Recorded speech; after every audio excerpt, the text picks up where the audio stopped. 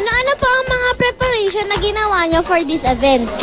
Well, even before this event, we practice 3 times a week. But before this event, 2 weeks before, we would practice every day at 1 hour a day from 5:30 to 6:30 in the morning. Hi, my name is Matt. I want to know what's the name of your team? We are Manila Dragons.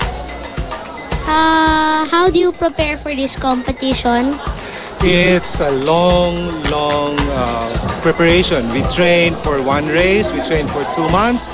We wake up about 4 times a week at 4 o'clock in the morning, and then we row here for 2 hours. So it's a long preparation. In between, we go to the gym, we run a lot, and we take care of ourselves. How prepared are you for the competition? Sorry? How prepared are you for the competition? Where are we? I think we will do good today. We've been training very hard. Our women's team, we are 55 in the team now, and all of them are very excited today. Paano po kayo nag-prepare for this event?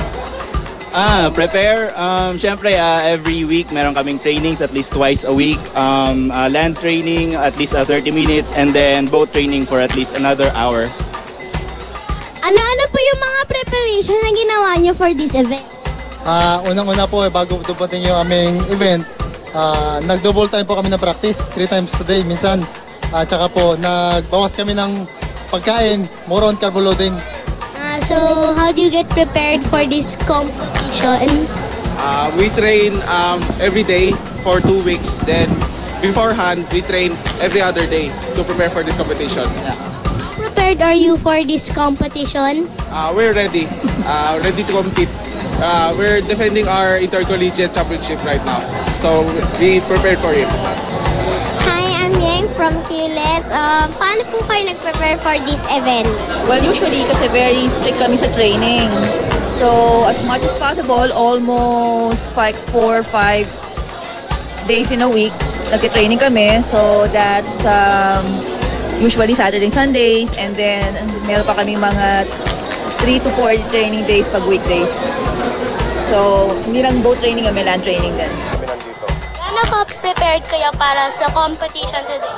So sa ngayon medyo kulang ang preparasyon namin. So dahil hindi kami lahat naka-cope up ng tao, dahil sa mga opisina medyo mahigpit na punta dun sa mga area na nakikipag-gera dun sa Mindanao.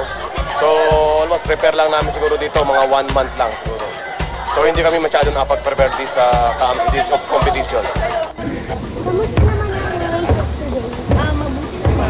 The teams are happy kasi first of all, so hindi masyadong mahirap to race.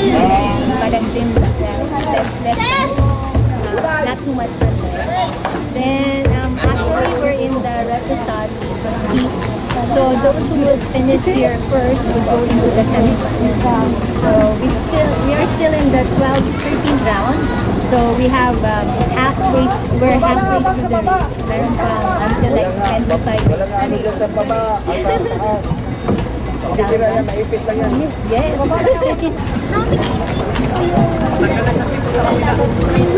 For this race, there are 16 teams for the men's event, 9 teams for the women's, 14 teams for the mixed division, and 5 teams for the intercollegiate and quarter. Magandang umaga po. Ako po si Ate Iya. Ano po yung pangalan nyo? Mark. Ano po yung position? Pang ilang place po kayo kanina sa race? Kanina, dahil natamaan kami ng kabilang team, kumbaga parang natalo kami. Pakikwento po yung nangyari. Kanina kasi nung pag-gun start, nakalamang na kami. Tapos yung sa kabilang team, medyo nahuhuli sila, lumiko sila. So timing, ako yung pinakahuling tao sa bangka. Nagkatamaan yung ulo ng dragon sa kamay ko. Kaya ito yung sugat ko. So ang magiging next strategy namin, sa next na stage, repechage, tatalunin namin yung kalaban para makapasok pa kami sa semis saka sa finals. Paano niyo po sila tatalunin? Yung usual strategy lang, yung laging tinuturo ng coach namin ay laging sabay, laging nakabaon, at paghatak ng sagwan, laging 100%. MOP!